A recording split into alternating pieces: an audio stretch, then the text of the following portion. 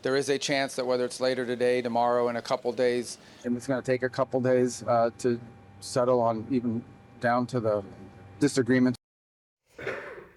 El responsable de Exteriores de Trump ha dicho estos últimos días, faltan 1 o 2 días para el acuerdo, hoy lo que tenemos de momento es un borrador iraní que tacha de invención la Casa Blanca, así que pocos avances. La guerra, que iba a durar 4 o 5 semanas, cumple esta madrugada 3 meses. Una guerra ofensiva militar, dijo Trump en el día en el que la anunció, que se empezó para esto. They can never have a nuclear weapon. To prevent this very wicked, radical dictatorship from threatening America, and to destroy their missiles and raise their missile industry to the ground, ensure that the region's terrorist proxies can no longer destabilize the region. When we are finished, take over your government. It will be yours to take. We're doing this not for now, we're doing this for the future. Unos objetivos ambiciosos que 3 meses después podemos revisar con algo más de perspectiva, y para ello nos acompaña una tarde más Ana Bosch. Muy buenas tardes, Ana. Hola, buenas tardes. ¿Qué titulares nos dejan estos 3 meses de guerra? El primero, si arrancamos por el último titular que daba Donald Trump al principio, es que ese futuro se va alargando, porque como decías tú, esas pocas semanas cumplen esta madrugada 3 meses.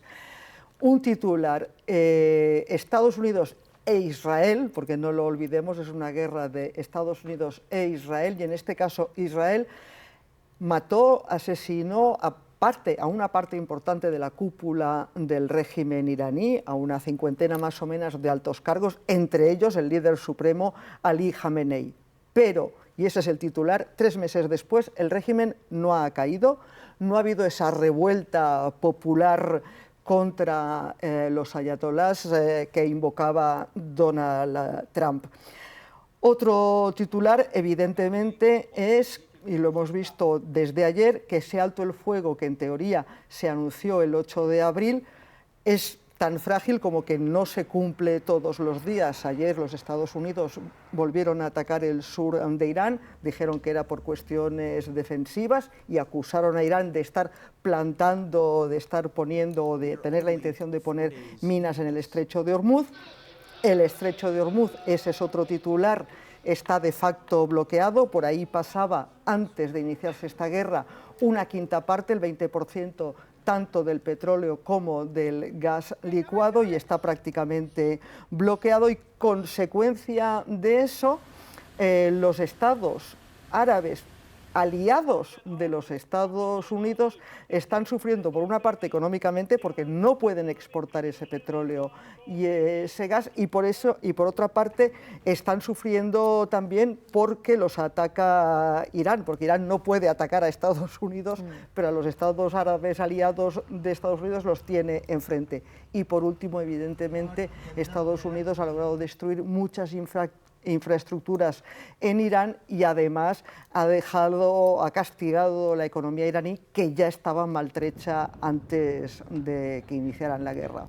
Para este análisis hoy hemos querido sumar y invitar también a Silvia Guerra, compañera del área de internacional. Silvia, que tú has estado muchas veces en Irán y también ya con la guerra en marcha. Hola. ¿Qué tal? Buenas tardes. Bueno, la primera pregunta que te quiero hacer es: ¿cómo ha cambiado la guerra, la vida de los iraníes en estos 3 meses?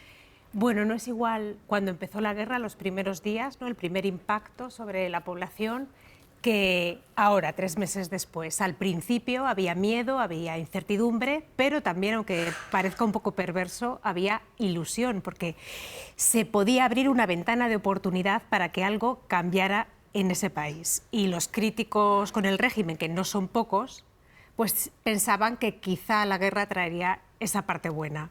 Pero han pasado 3 meses y son más pobres que antes, muchos han perdido su puesto de trabajo cuando los precios siguen al alza, están más controlados que antes porque no tienen acceso a Internet, la seguridad en las calles es muchísimo mayor, las sentencias incluso a muerte también están subiendo. Y bueno, y no hay que olvidar que han muerto, según las cifras del régimen, unas 3.500 personas, que no todos eran militares o de la Guardia Revolucionaria. Desde luego. Sí, lo apuntabas tú ahora, Silvia, apuntabas esas ejecuciones un poco para escarmentar a la población, ejecutando a personas que se habían significado, que se habían manifestado contra el régimen. Desde un punto de vista político, el régimen no ha caído y parece que se ha más bien reforzado, porque quien ahora ha ganado más poder es la Guardia Revolucionaria, al margen de que tenemos un sustituto del líder supremo, Mostada Khatami, su hijo, que no sabemos dónde está. Bueno, hemos escuchado a Donald Trump decir que uno de los objetivos era derribar el régimen, y el régimen ha sobrevivido, al menos de momento, o sea que eso ya en sí es una victoria. No solo para el régimen, quiero decir, no solo ha sobrevivido, sino que ha sido capaz de regenerarse y de ser más fuerte que las individualidades de incluso su líder supremo, ¿no?, de Ali Khamenei, que murió el primer día de guerra. Eso es verdad. El régimen en ese sentido es más fuerte, más poderoso, también está más unido frente a posibles diferencias internas que hubiera antes. La Guardia Revolucionaria, que es su brazo armado, tiene más poder porque es necesario en un momento de guerra. Todo eso es indudable, pero también podemos ver la otra cara de la moneda. El hecho de que el régimen siga ejerciendo esa opresión y esa represión sobre sus ciudadanos es en realidad un signo de debilidad, porque sabe que gran parte de su población no les quiere. Entonces, si no son capaces de ejercer esa fuerza, pues tienen mucho miedo de que surja una chispa interna que acabe con todo. Gracias, Silvia. Era importantísimo que te sumaras esta tarde al análisis, muy interesante. La guerra, lo comentaba Silvia, en Irán ha dejado más de 3.400 muertos, 3.500 según el régimen, más de 3.000 también en el Líbano. Los países del Golfo también cuentan muertos, infinitamente menos, así como Estados Unidos. Así que le hemos preguntado a Laura Gómez que nos diga cuál es el coste de estos 3 meses, pero para Estados Unidos.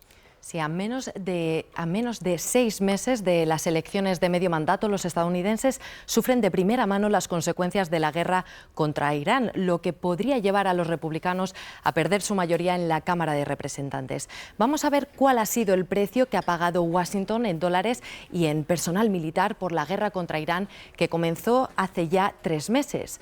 Si nos referimos al gasto militar, el Pentágono asegura que hasta ahora la guerra ha costado a Washington 29.000 millones de dólares. De esa cifra, la administración Trump estima que al menos 11.300 millones se gastaron durante los primeros 6 días de conflicto. Para que nos hagamos una idea, el presupuesto total aprobado para la NASA este año es de 24.400 millones de dólares.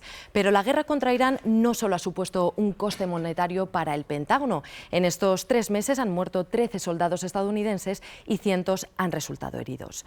La guerra también ha provocado un aumento de los precios en las gasolineras estadounidenses. Desde que comenzó el conflicto, los precios del combustible han subido alrededor de un 50%. Se calcula que para los consumidores ese aumento ha superado los 40.000 millones de dólares, es decir, más de $300 por hogar. Para poner esta cifra en perspectiva, esos 40.000 millones de dólares podrían financiar la totalidad del Programa Federal de Inversión en Puentes para reparar más de 10.200 puentes en todo el país, en todo Estados Unidos, y supera además los 31.500 millones de dólares que se calcula que podrían servir para la modernización del sistema de control del tráfico aéreo de Estados Unidos. Y claro, pocos temas calan más hondo entre los votantes que un aumento de los precios. Según las encuestas, desde que Washington comenzó la guerra contra Teherán, la popularidad de Trump no ha parado de caer. Actualmente, el 58,3% de los estadounidenses no aprueba la labor de su presidente, frente al 54,9% hace 3 meses, cuando empezó la guerra. Laura, terminábamos con esas consecuencias también políticas. ¿Por qué Trump necesita una salida que pueda vender? Bueno, pues nos lo va a contar desde la Casa Blanca la corresponsal de Televisión Española, Cristina Olea. Trump tiene muchos motivos para querer salir de esta guerra. Es un conflicto muy impopular en Estados Unidos. Se ha disparado el precio de la gasolina. Aquí se pierden elecciones por eso y las legislativas están al caer. Y además él en campaña había prometido justo lo contrario, que traería paz y que bajaría los precios. Lo que ocurre es que a Trump le gustaría salir de la guerra proclamando una victoria, haciendo un anuncio, arrancándole a Irán un acuerdo nuclear, a poder ser más exigente que el de Obama, que él tanto ha criticado, y hasta ahora los iraníes no han aceptado sus condiciones. Ahora la pregunta es hasta qué punto está Trump dispuesto a ceder, con qué se conformaría, porque él llegó a pedir la rendición absoluta de Irán, llegó a aventurar que haría caer al régimen de los ayatolás, y de lo que están hablando estos días, ese acuerdo preliminar para parar la guerra, está muy lejos de eso. No es un acuerdo de paz, no es un acuerdo nuclear, no es un acuerdo de misiles, es simplemente un acuerdo para alargar la tregua y reabrir el estrecho de Hormuz, para volver a cómo estaban las cosas el 28 de febrero, antes de que empezase la guerra, que no es poco si tenemos en cuenta que el bloqueo de ese estrecho, de esa ruta crucial para el paso del petróleo, es lo que mantiene en vilo a la economía mundial, pero sí es muy poco si lo comparamos con lo que ambicionaba Trump. Bueno, hoy teníamos una noticia, un anuncio de borrador, realmente nada sustancial, que luego además la Casa Blanca hace unos minutos ha dicho que era prácticamente una inventada. Pero es que es verdad que en estas negociaciones, mediación pakistaní, está habiendo muchos escollos. ¿Cómo estás analizando tú lo que se está tratando de acordar, Ana? Bueno, lo primero lo decía la corresponsal en Washington, Cristina Olea, es que el mero hecho de empezar esta guerra, de empezar a atacar Irán, ha provocado que Irán busque las opciones que tiene, porque evidentemente no tiene la capacidad militar de los Estados Unidos ni de Israel, y que tiene la geografía. Y entonces la represalia, la respuesta iraní ha sido ese bloqueo de facto del estrecho de Hormuz. Y entonces nos encontramos con que lo que quería negociar Estados Unidos en un principio, que es algo que la comunidad internacional a la que pertenecemos lleva buscando mucho tiempo, y es que Irán no tenga capacidad para producir armas nucleares, para tener la bomba atómica, eso ahora ha quedado pospuesto, porque lo inmediato es que se reabra el estrecho de Hormuz, que evidentemente estaba abierto hasta el 28 de febrero de madrugada. Entonces, nos ha surgido una primera fase con la que nadie contaba. Y la segunda sería que Irán renunciara al enriquecimiento de uranio necesario para producir bombas atómicas, tener la garantía de que solo van a usar la tecnología nuclear para fines civiles, y a cambio, no sería una rendición incondicional como pretendía Trump, a cambio Irán querría que se levantaran las sanciones que se le aplican, y que de entrada tener acceso a fondos que tiene congelados fuera del país. Independientemente del acuerdo que puedan alcanzar Estados Unidos e Irán, ¿cuáles son los planes de Israel respecto a esta guerra que empezaron conjuntamente? Hay voces, Raquel González, enviada especial, que abogan por seguir en solitario allí en Israel. Sí, buenas tardes. Aquí se manejan, sobre todo los analistas manejan dos ideas. Una, que la que todos coinciden, que es muy evidente, y es que el gobierno de Netanyahu no quiere que se acabe esta guerra porque considera a Israel que no se han cumplido ninguno de los grandes objetivos por las que la empezó de la mano de Estados Unidos, aunque muchos ya no se acuerdan de Israel, pero efectivamente fue un ataque conjunto de Estados Unidos y de Israel. Creen que no se cumple, desde luego, la cuestión nuclear, lo que exige Israel, y es que renuncien definitivamente para siempre, de forma expresa, a tener armas nucleares. Esto no consta así en ese acuerdo que vamos poco a poco conociendo. Vamos a ver cómo queda finalmente. Y en el frente libanés, desde luego, no se cumple tampoco que Hezbollah haya desaparecido. Por lo tanto, parece que hay consenso en que el primer ministro Netanyahu no quiere que se acabe esta guerra. Y luego está la otra cuestión: si se firma finalmente ese acuerdo y en esos términos, ¿qué va a hacer Netanyahu? Bueno, aquí no hay que olvidar que hay un proceso electoral a las puertas, va a haber elecciones es en el mes de septiembre-octubre, no hay fecha definitiva, pero va a ser entre el mes de septiembre y el mes de octubre. Y aquí hay muchos que le están tirando ya a la cara a la oposición israelí, a Netanyahu, que se está comportando como un vasallo de Trump, como un vasallo de Estados Unidos, y le recuerdan mucho las palabras de Trump cuando dijo: Netanyahu hará lo que yo diga, lo que yo quiera que haga. Por lo tanto, Netanyahu tiene que quitarse también eso de encima. Vamos a ver qué hace. En los últimos días, desde el lunes, ha pisado el acelerador en el Líbano porque le interesa mucho la cuestión de Hezbollah, terminar con esos objetivos que tiene marcados. Ha iniciado una ofensiva muy potente a nivel aéreo, pero también terrestre en el sur del Líbano, lo que nos hace pensar que si tiene prisa y quiere hacerlo todo antes de que se firme este acuerdo, que podría ser inminente, entonces significa, porque ese acuerdo, recordemos que lo más probable es que incluya, porque así está presionando Irán para que así suceda, el fin de la guerra en Líbano, decía, nos hace pensar que si ha metido el acelerador es porque quiere hacerlo antes de que se firme el acuerdo y que después esa guerra entonces tendría que estar ya terminada. Bueno, vamos a ver qué pasa, pero insisto, una de las grandes afirmaciones que podemos hacer es que el primer ministro Netanyahu no quiere que se firme ese acuerdo, no quiere que haya paz. Gracias, Raquel. Y puesto que les está costando tanto estas negociaciones del acuerdo, ¿es verdad que tienen a dónde mirar porque hay una referencia del año 2015? Hace 10 años, en 2016, teníamos un acuerdo con Irán por el que Irán se comprometió a no enriquecer su uranio por encima de unos niveles y garantizar que solo, lo que comentaba antes, que solo emplearía la energía nuclear para fines civiles.